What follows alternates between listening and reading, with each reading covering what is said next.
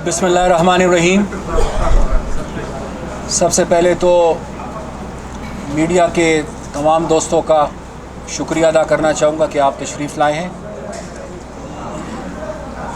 आज अवामी national party के मरकज़ी काबीना का और सूबाई सदूर और जनरल सेक्रेटरीज़ का एक तफसीली इजलास हुआ।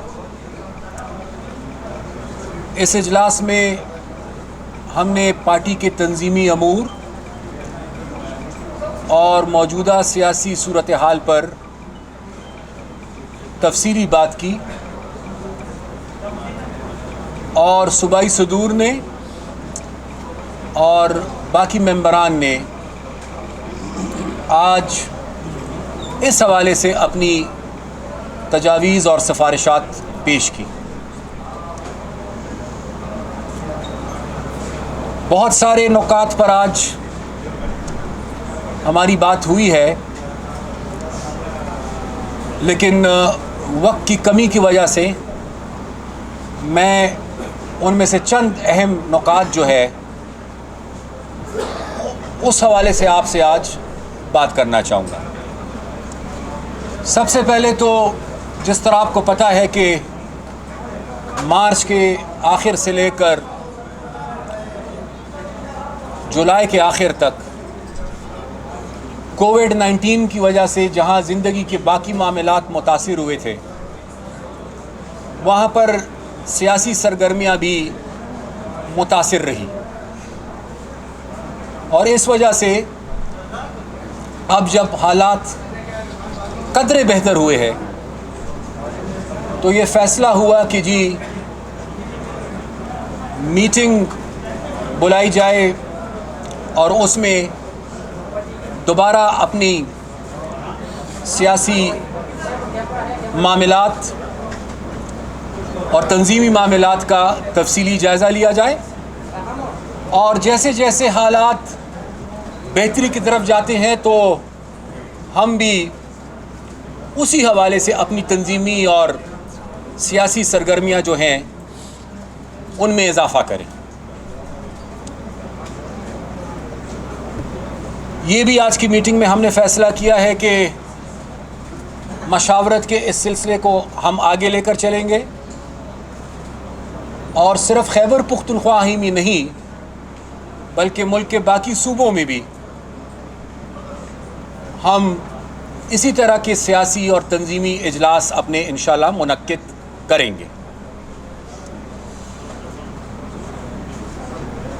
आज मीटिंग में बात हुई और एक अहम नुक्ता जो था वो मौजूदा माशी सूरत हाल। आपके इल्म में है कि इस वक्त मुल्क में एक माशी बहरान है और उस बहरान के नतीजे में हर एक तबका जो है वो मुतासिर हुआ है। हुकूमत का बयानिया ये है कि जी कोरोना की वजह से ये सूरत हाल पैदा हुई है। इसमें कोई शक नहीं कि कोरोना ने पूरी दुनिया की मईशत को मुतासिर किया है और जहाँ पर पूरी दुनिया की मईशत को मुतासिर किया है तो वहाँ पर पाकिस्तान की मईशत को भी मुतासिर किया है। लेकिन हम ये समझते हैं कि हमारी मईशत कोरोना से पहले भी मुश्किलात का शिकार थी और उस हवाले से मौजूदा हुकूमत की नाकिस पॉलिसियाँ जो है वो ज़िम्मेदार है इसके लिए।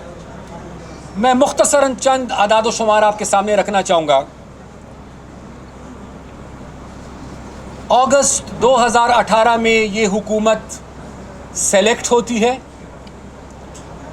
और मार्च 2019 में कोविड-19 इस खिते तक पहुंचता है।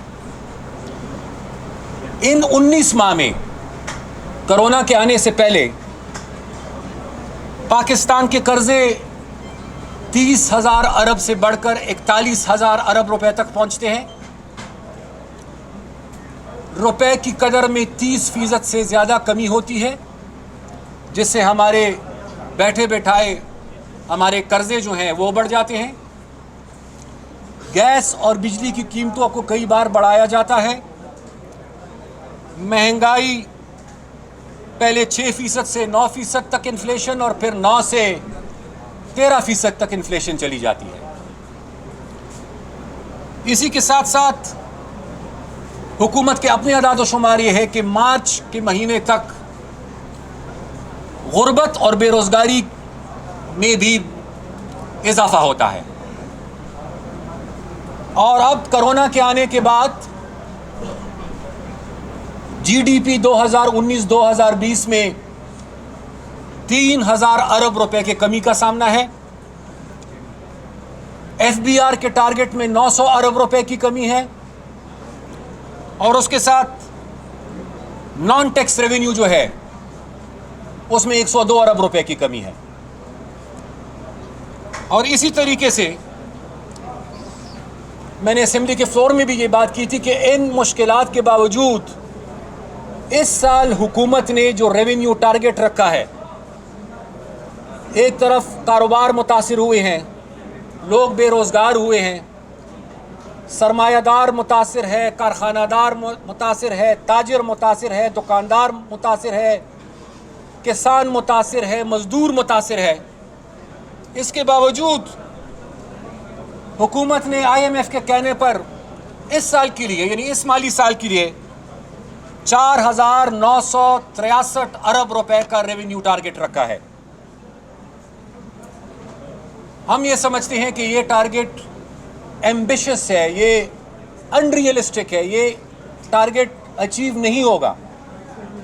اور جب یہ ٹارگٹ اچیو نہیں ہوگا تو اس کے بعد سال کے آخر میں پھر دو ہی باتیں ہوں گی: یا حکومت کو مزید قرض لینا پڑے گا یا مرکزی اور صوبائی حکومتوں کو اپنے ڈیولپمنٹ پروگرام کو کم کرنا پڑے گا.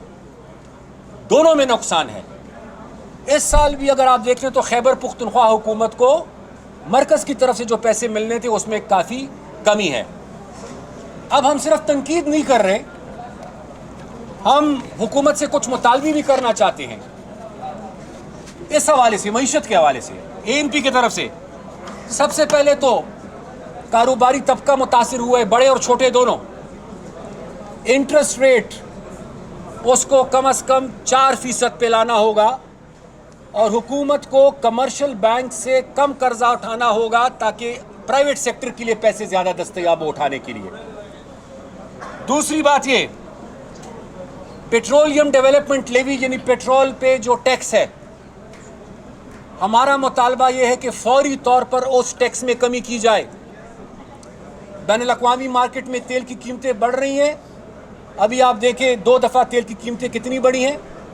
جب تک حکومت ٹیکس میں کمی نہیں کرے گی، لوگوں پر جو بوجھ ہے وہ کم نہیں ہوگا. تو ٹیکس کو انہوں نے کم کرنا ہوگا پیٹرولیم پر. بجلی اور گیس کی قیمتوں کو مزید نہیں بڑھانا چاہیے.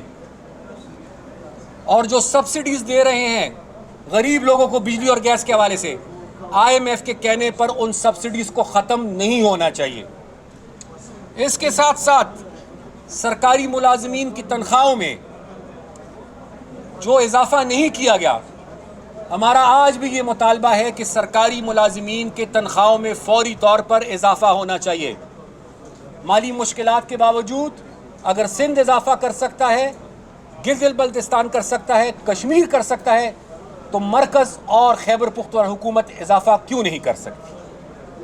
اس کے ساتھ ساتھ آپ کو بھی یاد ہوگا کہ موجودہ وزیر اعظم صاحب یہ کہتے تھے کہ ممبران کو فنڈ دینا یہ سیاسی رشوت ہے. آپ کو یاد ہوگا کہ وہ کہتے تھے کہ ممبران کے ذریعے فنڈز کا استعمال نہیں ہونا چاہیے. آج حکومت حکومتی اراکین کو فنڈز دے رہی ہے اور اپوزیشن کے ممبرز کو فنڈز نہیں دے رہی، چاہے وہ مرکز ہو چاہے وہ صوبہ ہو. میں نے اپنے صوبے میں کمی یہ روایات نہیں دیکھی کہ ایم پی ایس وزیر اعلیٰ کے گھر کے سامنے احتجاج کرنے پر مجبور ہو جاتے ہیں. یا تو تمام حلقوں کے ساتھ ایک جیسا انصاف ہو، اور یا اس سے بھی ہماری تجویز یہ بہتر حل یہ ہے کہ جتنے پیسے آپ اپنے ممبرز کو خوش کرنے کے لیے ان کو دے رہے ہیں وہ پیسے آپ اس وقت ایجوکیشن سیکٹر کو دیں اور ہیلتھ سیکٹر کو دیں. ہماری یونیورسٹیز میں پہلے سے مالی بحران ہے. ہاسپٹلس کو شدید ضرورت ہے فنڈز کی. بجائے اس کے کہ یہ فنڈز ممبران کے ذریعے استعمال ہو، اگر تمام حلقوں کے ساتھ انصاف نہیں کر سکتے، یہ تمام کے تمام وسائل ہیلتھ اور ایجوکیشن سیکٹر کو دے تاکہ لوگوں کے کام آ سکیں گے پیسے. اس کے ساتھ ساتھ نیٹ ہائیڈل پروفٹس یعنی بجلی کا جو منافع ہے،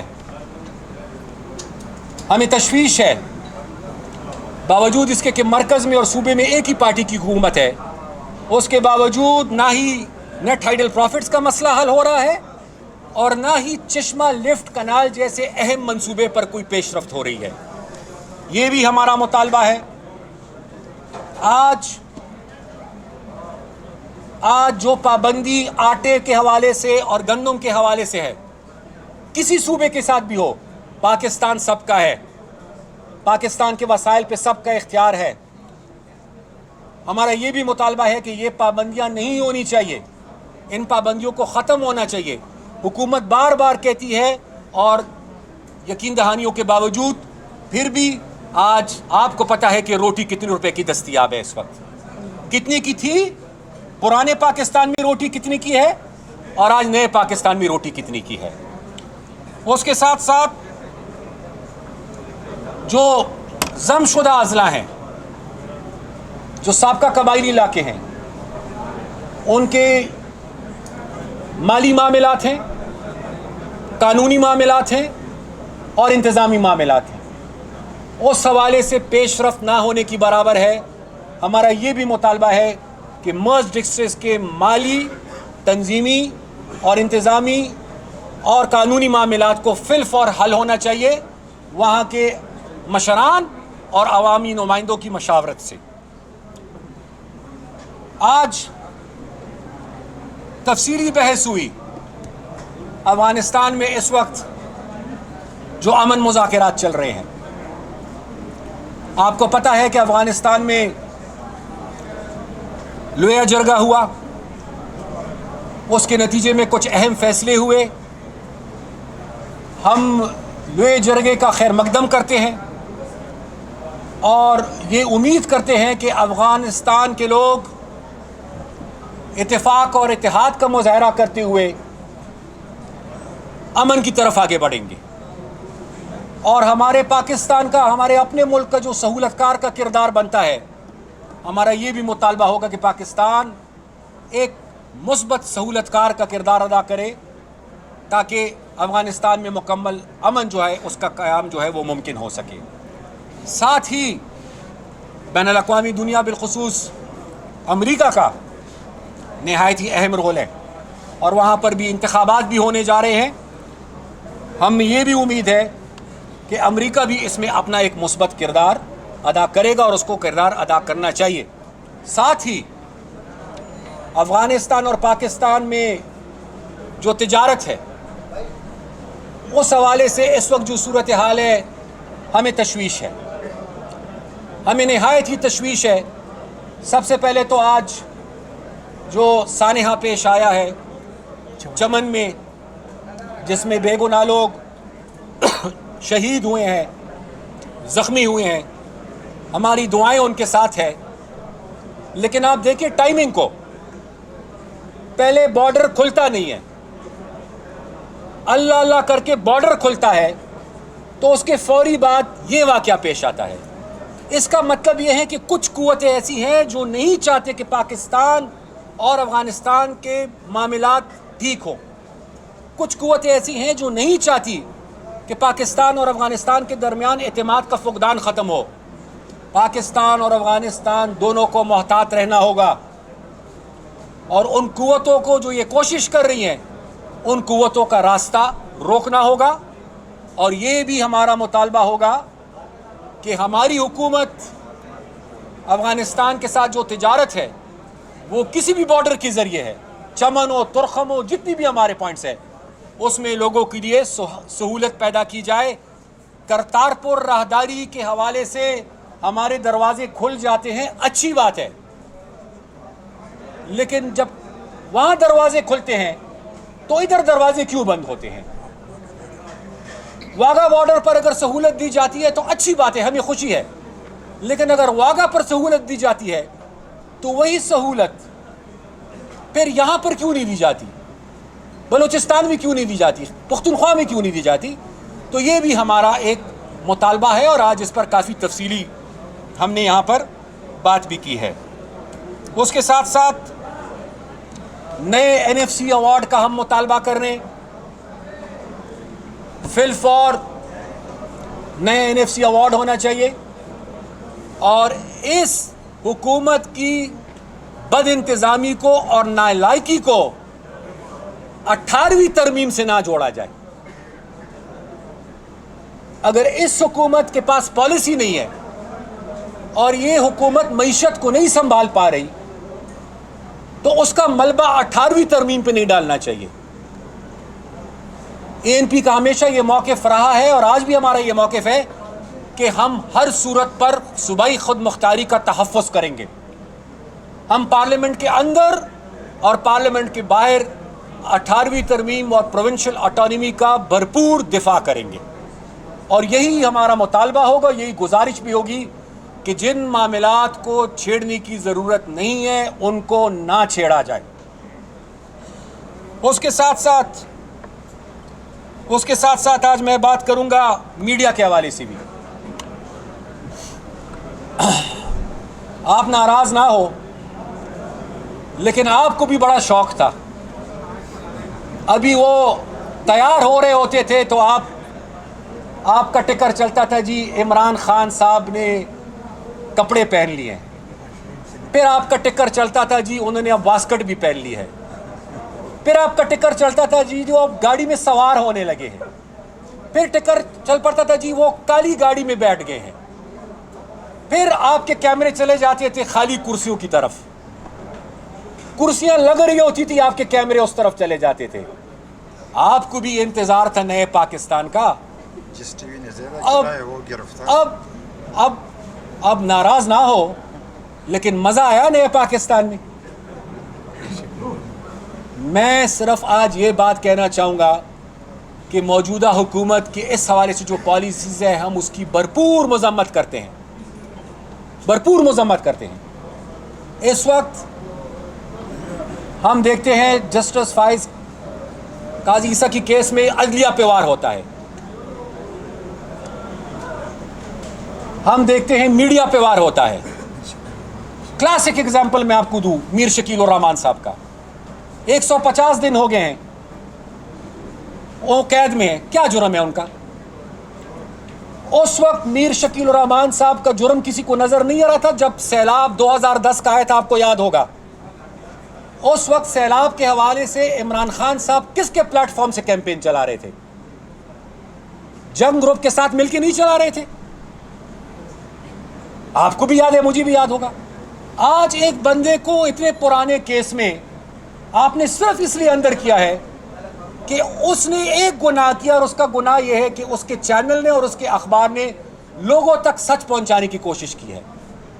جب وہی چینل وہی اخبار آپ کے حق میں تھا تو اچھا تھا، آج وہ سچی بات کر رہا ہے تو آج آپ کو برا لگتا ہے۔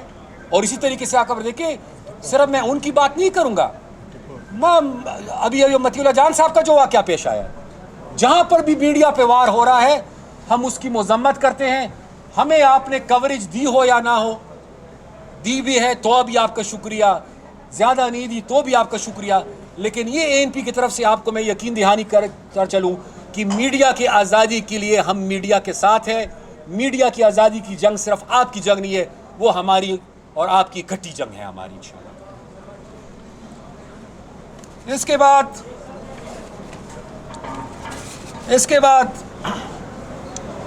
2018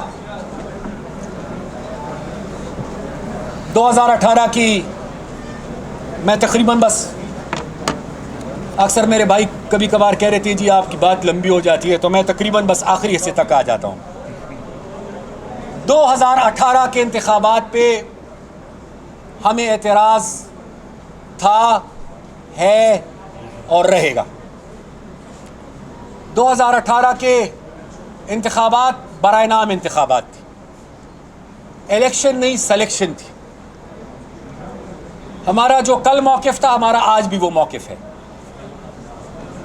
اور آپ دیکھ لیں پھر سب سے پہلے تو انتخابات کے حوالے سے ایک بہت بڑا سوالیہ نشان تھا اور ہے، اور اس کے بعد پھر آپ دیکھ لیں اس ملک میں آج دیکھ لیں، آپ گورننس کو دیکھ لیں، آپ گورننس کو دیکھ لیں، بلین ٹری سونامی کو دیکھ لیں، بی آر ٹی کو دیکھ لیں، مالم جبا کو دیکھ لیں، باقی سب کو تو چھوڑیں، اللہ معافی دے۔ میرے خیال سے شوگر کا اپنی جگہ، آٹا سکینڈل اپنی جگہ، اور میرے خیال سے پاکستان میں جتنی چیف منسٹرز گزرے ہیں کسی چیف منسٹر پر یہ الزام آج تک نہیں لگا جو وسیم اکرم پلس پہ لگا ہے۔ تو یہ تو گورننس کا حال ہے۔ گورننس کے علاوہ پولیٹیکل وکٹمائزیشن، میڈیا کی تو میں بات کر چکا ہوں، عدلیہ کی کر چکا ہوں، سیاسی مخالفین کے ساتھ جو کیا جا رہا ہے، پھر پارلیمنٹ کے اندر ایک طرف حکومت منتیں کرتی ہیں کہ جی جو نیشنل لیجسلیشن ہے، قومی نوعیت کے مسئلے ہیں، اس کے لیے آ کر ہمارے ساتھ بیٹھیں، مذاکرات کریں، اور دوسری طرف وہی حکومت پھر یہ کہتی کہ جی مجھ سے این آر او مانگ رہے تھے۔ بتائیں کس نے ان سے این آر او مانگا ہے، اور یہ بھی بتا دیں کہ یہ این آر او دینے کے قابل بھی ہیں، ہے ان کے پاس اختیار کسی کو این آر او دینے کا؟ وہ تو جنرل پرویز مشرف تھے جن کے پاس اختیار تھا، وہ اختیار جو اس کے پاس تھا وہ ہے اس کے پاس۔ تو اگر تھوڑی بہت قومی مفاد میں اپوزیشن تعاون کر بھی رہی ہے تو وہ بھی ان کے ان غیر سنجیدہ رویوں کی وجہ سے وہ سبٹاج ہو رہا ہے۔ اور حد یہ کہ قومی نوعیت کے اہم ایشوز آتے ہیں۔ اب آپ سے میں پوچھتا ہوں، آیا کشمیر کے مسئلے پر وزیر اعظم کو خود پاکستان کی سیاسی لیڈرشپ اور قیادت سے بات کرنی چاہیے تھی کہ نہیں کرنی چاہیے تھی؟ آیا ان اہم معاملات پر وزیر اعظم کو خود سیاسی لیڈرشپ کے ساتھ بیٹھنا چاہیے کہ نہیں بیٹھنا چاہیے؟ وہ اس کو اپنی توہین سمجھتے ہیں۔ کیسے چلے گا ملک ان رویوں کے ساتھ؟ آج ہم تنہائی کا شکار ہے۔ پہلے کوالالمپور نہ جا کر ہم نے کچھ دوستوں کو ناراض کیا، اور آج سعودی عرب کو ناراض کر رہے۔ خطے میں ایک دو ملکوں کے علاوہ آپ مجھے بتائیں ہمارا حمایتی کون رہا ہے؟ یہ اس حکومت کی ناقص پالیسیوں کی وجہ سے۔ اس لیے ہم یہ سمجھتے ہیں، اور صوبائی خود مختاری پہ جو وار ہو رہے وہ تو آپ کے سامنے ہے، تو اس لیے ہم یہ سمجھتے ہیں کہ نمبر 1 پچھلے الیکشنز کی کریڈیبلٹی، نمبر 2 اس حکومت کی کارکردگی، ان سب کو دیکھتے ہوئے اے این پی یہ سمجھتی ہے کہ اور کوئی حل نہیں ہے۔ بات کی جاتی ہے ان ہاؤس چینج کی، کچھ دوستوں کا یہ خیال ہے کہ in house change, A N P ہمارا موقف اس حوالے سے یہ کہ ان ہاؤس چینج سے مسئلہ حل نہیں ہوگا۔ ملک میں جب تک صاف شفاف انتخابات نہیں ہوتے، غیر جانبدار انتخابات نہیں ہوتے، مداخلت سے پاک انتخابات نہیں ہوتے، پاکستان کے مسائل کا حل ممکن نہیں ہے۔ اس لیے ہمارا آج ایک بار پھر یہ مطالبہ ہوگا کہ ملک میں صاف شفاف غیر جانبدارانہ انتخابات ہونے چاہیے۔ ان چند الفاظ کے ساتھ اور نکات کے ساتھ جو آپ کے سامنے رکھنا چاہتا تھا، آپ کا شکریہ۔ یہ بتائیے کہ ایک تو آج کے جو اجلاس ہے اس میں آپ کی پارٹی نے عملی طور پر میدان میں نکلنے کے لیے کیا لائن آف ایکشن بنایا؟ کیونکہ آپ کی ساری اس گفتگو میں کوئی ہمیں پریکٹیکل لائن آف ایکشن نظر نہیں آتا۔ سیکنڈ یہ ہے کہ اپوزیشن کی جو دو بڑی جماعتیں ہیں، پاکستان پیپلز پارٹی اور مسلم لیگ نون، وہ کل بھی اپنی لائن لیے ہوئی تھی، آج بھی اپنی لائن لیے ہوئے ہیں، اور وہ میدان میں نکلنے کے لیے تیار نہیں ہے۔ مولانا صاحب بھی ان سے مایوس ہو چکے ہیں، اور صورتحال یہ ہے کہ گورنمنٹ کو سارا ڈھونڈے جا رہے ہیں۔ اس وقت میں کیسے صرف ڈیمانڈ پر کیسے جہاں تک آپ کے پہلے سوال کا تعلق ہے کہ جی عملاً ہم نے کیا کرنا ہے، میرے خیال سے اس کا جواب اگر ابھی میں آپ کو دینا چاہوں گا تو تفصیلی دے دوں گا۔ لیکن let our action speak louder than I words. میرے خیال سے یہ سوال اگر آپ مجھ سے 3 ماہ بعد کر لیں تو شاید اللہ نے اگر کرم کیا, اب خدا نہ خواستہ کل کو یکدم کرونا کی صورتحال خراب ہوتی ہے, اللہ نہ کرے, تو پھر نہیں ہوگا. لیکن اگر حالات بہتری کی طرف جاتے ہیں تو جس طرح میں نے پہلے کہا کہ آج ہمارا فیصلہ یہ ہے کہ مرکز نے اور صوبوں نے حالات کو دیکھتے ہوئے اپنی سیاسی رفتار کو ہم نے تیز کرنا ہے دن بدن, اور اس کے لیے ہمارے آئندہ 2-3 ماہ کی کارکردگی, ابھی چونکہ محرم آنے والا ہے, محرم کے بعد 2-3 مہینے کی جو ہماری کارکردگی ہوگی وہی آپ کے سوال کا جواب ہوگا. آپ نے بات کی پیپلز پارٹی اور مسلم لیگ کی. دیکھیں, اس وقت ہم اپوزیشن کا حصہ ہے. کچھ ایسی باتیں ہوں گی جو اپوزیشن کے فورم پر بیٹھ کر, کسی شکل میں بھی وہ فورم ہو, اس فورم پہ بیٹھ کر وہ باتیں ہم کریں گے اور کرنا چاہیں گے. جب بھی وہ موقع آیا وہ باتیں ہم اس فورم پر کریں گے. لیکن اتنا میں ضرور کہتا چلوں کہ ہماری یہ خواہش ہے کہ منیمم کامن ایجنڈا پر اپوزیشن متفق ہو. تمام معاملات پر اپوزیشن متفق نہیں ہو سکتی کیونکہ مختلف سیاسی جماعتیں ہیں. منیمم کامن ایجنڈا پر ہماری کوشش ہوگی کہ اپوزیشن متفق ہو, اور اس وقت بالکل ہمیں بھی یہ احساس ہے کہ اپوزیشن کے درمیان, بالخصوص کچھ پارٹیز کے درمیان جو فاصلے ہیں, ان فاصلوں کو کم کرنا ہوگا, اور کم کرنے کے ساتھ ساتھ پھر ایونچولی ان کو ختم کرنا ہوگا. اس کے لیے اے این پی جو ہے ایک مثبت کردار ادا کرنے کے لیے تیار ہے, جس سے آپ کو پتہ ہے کہ پچھلے چند دنوں کے جو حالات و واقعات ہیں اس میں تو زیادہ تر مشاورت 3 سیاسی جماعتوں کے درمیان ہوئی ہے, اور اس کے نتیجے میں کچھ پیچیدگیاں آپ کے سامنے آئی ہے. تو ظاہری بات ہے کہ ہماری یہ کوشش ہوگی کہ ان مشکلات کو ختم ہم کریں اور اپوزیشن منیمم کامن ایجنڈے کے تحت آگے بڑھے. لیکن ایک بات میں کہتا چلوں, اپوزیشن متفق ہوتی ہے یا نہیں ہوتی,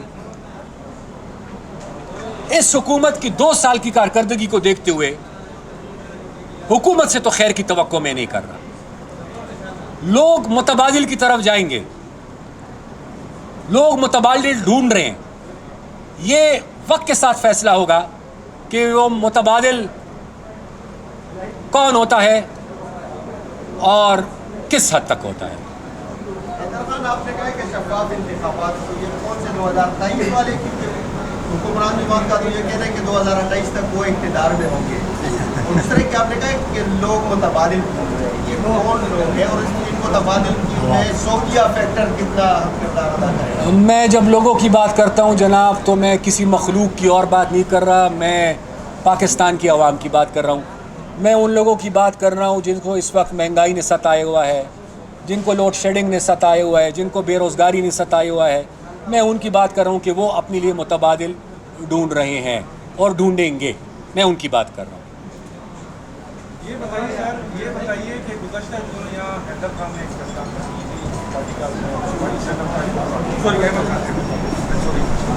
انہوں نے مولانا صاحب کے حوالے سے کچھ باتیں کی. کیا آج پارٹی میں ڈسکس کی گئی ہے؟ انہوں نے کہا تھا مولانا صاحب کا کچھ کے بارے میں جو انہوں نے آزادی مارچ کیا تھا وہ ان کا بڑا شوق تھا, پارٹیوں پہ کیا گیا تھا, اس بارے میں کیا کہے گا؟ اس حوالے سے آج کوئی ڈسکشن نہیں ہوئی, نمبر 1. نمبر 2, تمام سیاسی قیادت ہمارے لیے قابل احترام ہے اور مولانا فضل الرحمان صاحب کا خصوصی احترام ہے. ہماری پارٹی ان کو قدر کی نگاہ سے دیکھتی ہے.